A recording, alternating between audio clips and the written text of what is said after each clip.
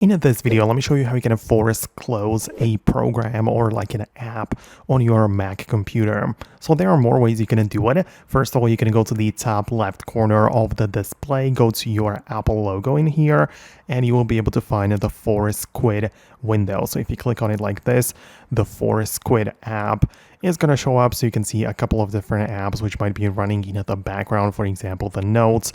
Well, I'm going to force quit it. Make sure to confirm it again, and then now it is gone. It's like fully turned off. So that's one way of doing that. That's fine, but if you need a little bit more than that, you can open up an app on your Mac computer, which is called Activity Monitor. This is what it looks like. It's made by Apple, so it should be pre-installed on your Mac.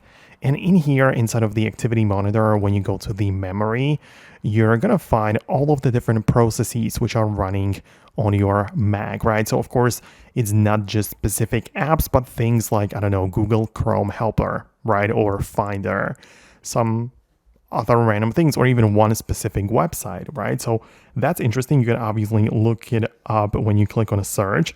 But the point is that if you want to stop something from being active, for example, I don't know, let me choose the Safari browser in here. You can double click it and then click on a quit. You can quit it normally if everything is fine, but if the app has become unresponsive, you can also force quit it.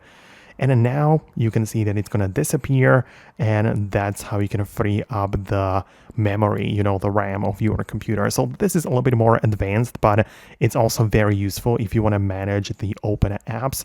Let me know what you think below. Subscribe for more, and I'll see you later in the future uploads.